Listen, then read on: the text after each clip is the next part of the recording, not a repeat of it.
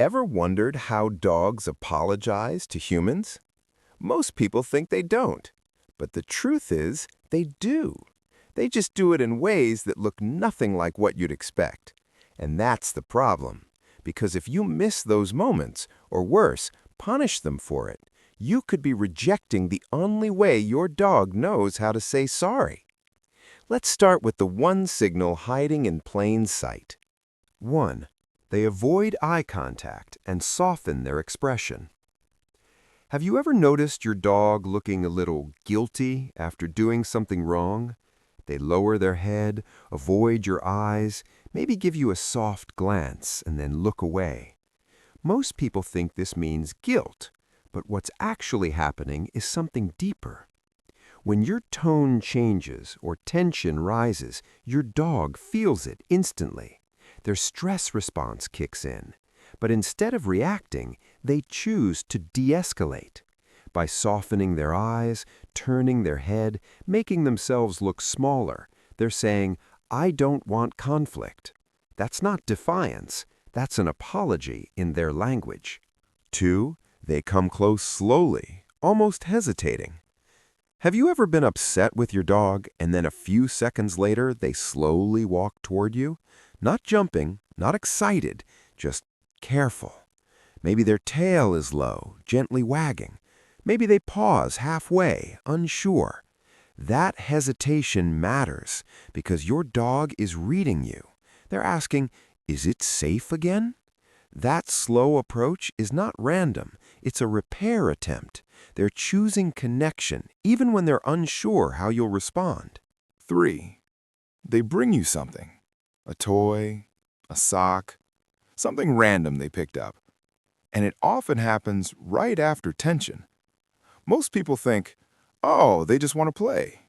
But that's not always true. Dogs use objects to communicate. When your dog brings you something after a stressful moment, they're not just playing, they're offering. It's their way of saying, let's make things good again. They're trying to shift the energy from conflict to connection. 4.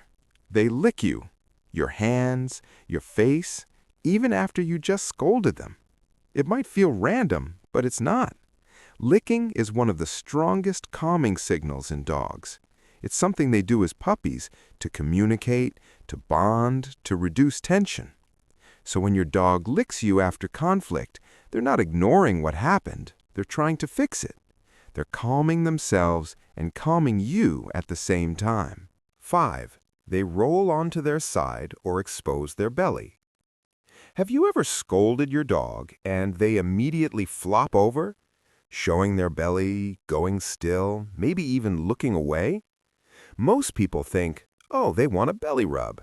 But in that moment, that's not what it means. That posture is submission. It's vulnerability. It's your dog saying, I'm not a threat. I trust you. But here's where most people get it wrong. They reach down and turn it into play, when your dog is actually trying to de-escalate. What they need in that moment is calm energy, not excitement. 6. They follow you quietly. This is the one most people completely miss. After something tense happens, your dog just stays near you, room to room, not asking for attention, not making noise, just there. Dogs are social animals, but they also understand space. So when your dog chooses to stay close without forcing interaction, that's intentional.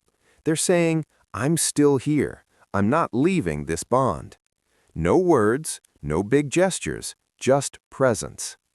And if you really think about it, humans do the exact same thing. After a disagreement, sometimes we don't talk. We just stay nearby, waiting for things to feel okay again. Your dog is doing that too. And maybe that's the most important part. Apologies for your dog aren't about words.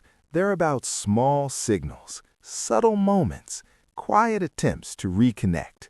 And when you start noticing them and responding the right way, you don't just have a dog that listens to you. You have a dog that truly trusts you.